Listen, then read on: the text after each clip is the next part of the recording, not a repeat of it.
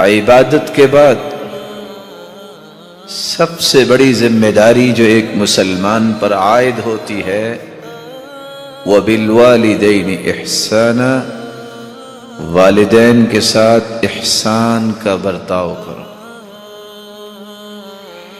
کسی کے والدین دونوں زندہ ہیں یا دونوں میں سے ایک،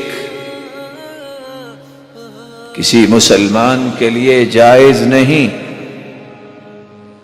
کہ وہ انہیں برے الفاظ سے پکارے، بلکہ اف تک نہ کہے۔ اچھی بات، خوبصورت بات یہی لائق ہے کہ والدین کے لیے پیش کی جائے۔ وَاخْفِضْ لَهُمَا جَنَاحَ الذُّلِّ مِنَ الرَّحْمَةِ، کس طرح پرندوں کی اولاد اپنے پر بچھاتی ہے اپنے والدین کے سامنے، تمہاری زندگی کے معمولات میں بھی تمہاری کردار والدین کے سامنے اسی طرح ہونا چاہیے۔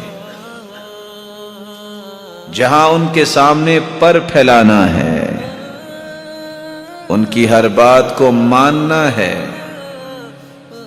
وہاں ان کے لیے ہر وقت دعائیں کرنی ہیں۔ رب ارحمہما کما ربیانی صغیرا، اے اللہ ان پہ رحمت کی برکھا برسا جس طرح انہوں نے میری پرورش کی ہے۔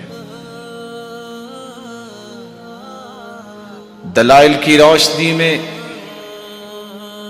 والدین اللہ تعالیٰ کی وہ نعمت ہیں جو زندگی میں ایک مرتبہ ملتی ہے۔ وَالنِّعْمَةُ إِذَا فُقِدَتْ عُرِفَتْ، اور نعمت جب ہاتھ سے چھن جائے تو اس کی قدر بھی تب ہی ہوتی ہے۔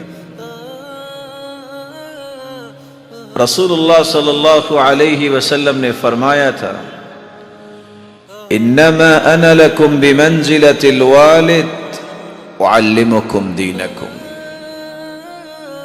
ایک وہ والدین ہیں جن کی سبب انسان دنیا میں آتا ہے۔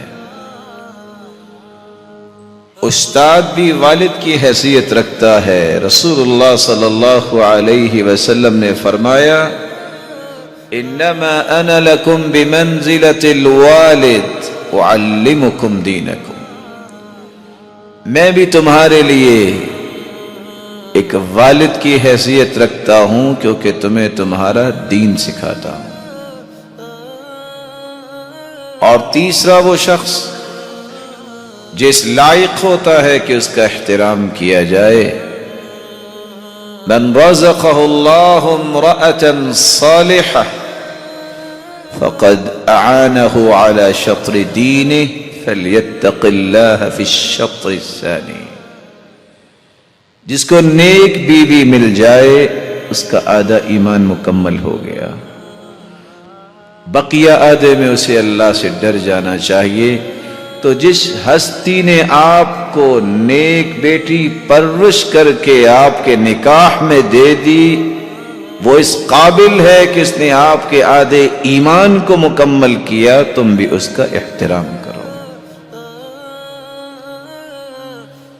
رسول اللہ صلی اللہ علیہ وسلم نے اس لیے فرمایا،